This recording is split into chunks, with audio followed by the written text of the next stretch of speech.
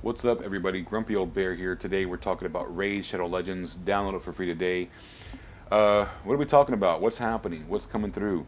So, first off, this drop frenzy thing. If you've seen it, if you played the game since last night or this morning, depending on where you're at in the world, um, you're seeing that there's a 2x stun gear drop from the Fire Knight.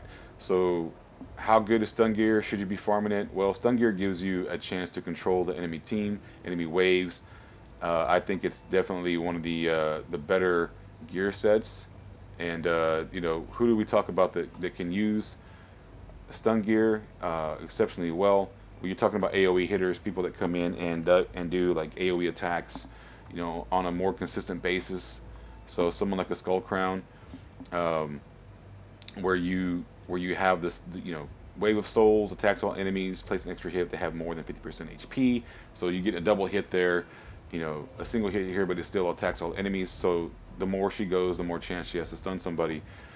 This exceptionally good setup in um, Faction Wars with her and Sinacia if you have those two, because they both do a double hit depending on how much HP the enemy has, whether it has more than 50% or less than 50%. So stun gear is an exceptional set. If you can get good pieces and get the right stats you're looking for, definitely worth farming even a little bit in Fire Knight. I've run it a few times this morning and got a couple of got a couple of pieces in about 3 to 5 runs. So it's the 2x is there and it is working. You get stun set more often and it's a powerful set.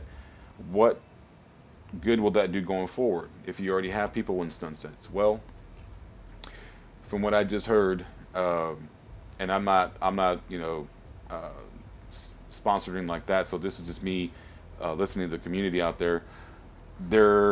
Next week they're launching the new dungeons. So now it's going to be level 21 through 25, and 25 being the end again, or in now. They're also coming out with new missions.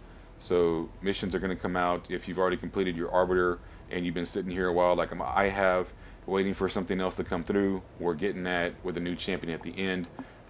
Not too sure what that champion's affinity going to be or how powerful they're going to be, if they're going to be as good as like a Lydia in Faction Wars or something like that, or even as good as Arbiter for that matter. Um, the dungeons is where I want to talk about the most of. Uh, so the affinities are changing. We're looking at Ice Golem's going to end now on Magic. Spider's going to end now on Magic. A Dragon's Lair going to end on Force, and Fire Knight's going to end on Spirit. So lots of changes for those last stages, and it looks like it's following a natural progression. So like Ice Golem will start with Magic, then it's going to go Void, Force, Spirit, Magic, stuff like that. So other things to get ready for is they're basically hard nerfing our Cold Hearts. Let's see if this is working now. If I can scroll. Nope. Get on you, Polarium. So we're going to go through here because this is the way I can do it. Uh, if you look at a Cold Heart and you look at her skills, the Heart Seeker, enemy max HP, right? And you take Cold Heart into, like, let's say Doom Tower against the boss, thinking I'm gonna do massive damage. Well, they nerf it in the Doom Tower. You can only do 10% of this skill. So they're doing the same thing in our regular dungeons. So Ice Golem, Dragon, Spider, Fire Knight. This is going to be hard nerf. They're also doing what they do in Doom Tower with the turn meter. So they're dropping the ability to, or nerfing the ability to drop the boss's turn meter. Um, if you play Doom Tower, you know what I'm talking about. Where you bring in, let's say, like Lysandra or even Coldheart, where she's supposed to 100% turn meter drop. Doesn't happen in Doom Tower. You can only do up to like 15% or something like that. So it's pretty brutal. So it's going to make you really think about team composition.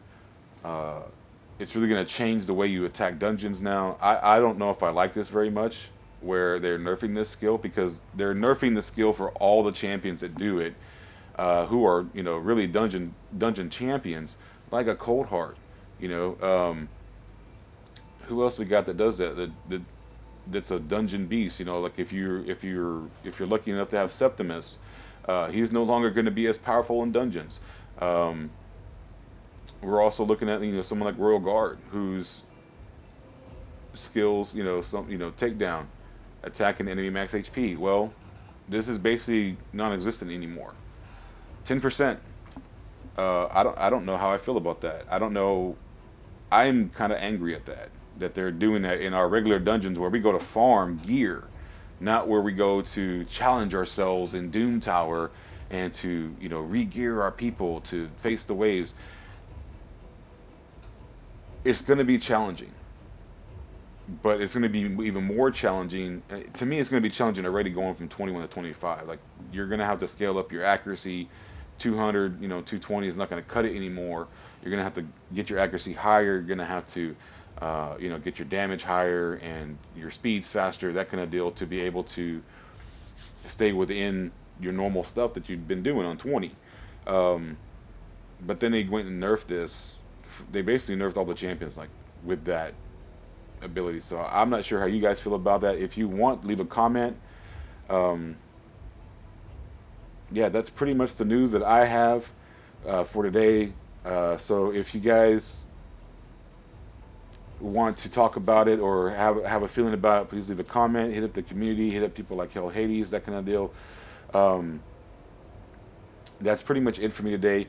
I want to send a shout out and thank everybody who has subscribed to my channel and has given me a like over the last couple of weeks. I really appreciate you guys. If you're new to the channel and new to my type of videos, please don't forget to like and subscribe. I've been Grumpy Old Bear. I'm signing off. Y'all have a good one.